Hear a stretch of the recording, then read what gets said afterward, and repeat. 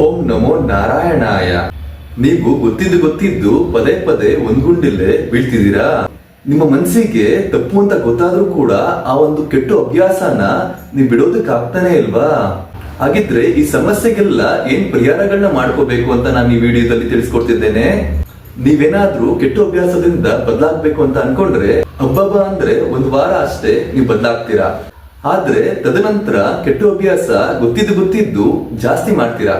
ಇದಕ್ಕೆಲ್ಲ ಕಾರಣ ಏನು ಅಂತ ನೀವು ತಿಳ್ಕೊಳ್ಳೋದಕ್ಕೂ ಆಗಲ್ಲ, ನಿಮ್ಗೆ ಗೊತ್ತೂ ಆಗಲ್ಲ.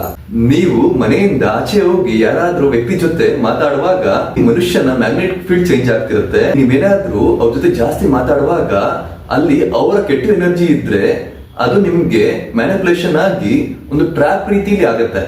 ಆ ಕೆಟ್ಟ ಎನರ್ಜಿಯಿಂದ ನಿಮ್ ಮೇಲೆ ಪ್ರಭಾವ ಜಾಸ್ತಿ ಬಿದ್ದಿ ನಿಮ್ ಕೈಲಿ ಆ ಕೆಟ್ಟ ಅಭ್ಯಾಸಗಳನ್ನ ಜಾಸ್ತಿ ಮಾಡಿಸುತ್ತೆ. ನಿಮ್ಗೇನಾದ್ರೂ ಕೆಟ್ಟ ಗ್ರಹಸ್ಥಿತಿಯ ಪ್ರಭಾವ ಇದ್ರೆ ನಿಮ್ ಮೇಲೆ ಇದು ತುಂಬಾ ಪ್ರಭಾವ ಬೀರುತ್ತೆ.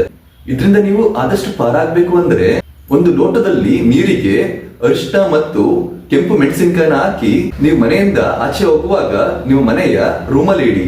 ತದನಂತರ ನೀವು ಮನೆಗೆ ಬಂದಾಗ ಅದನ್ನ ಇಟ್ಕೊಂಡು ಹೊರಗಡೆ ಬಂದು ಓಂ ಶ್ರೀ ದತ್ತಾತ್ರೇಯಾಯ ನಮಃ ಅಂತ ಹೇಳಿ ಅದನ್ನ ಚೆಲ್ಲೋದ್ರಿಂದ ನಿಮ್ಗೆ ಆದಷ್ಟು ಕೆಟ್ಟ ಎನರ್ಜೀಸ್ ಏನೇ ಕೆಟ್ಟ ಪರಿಣಾಮಗಳು ಆಗೋದು ಖಂಡಿತ ತಪ್ಪಿಸುತ್ತೆ.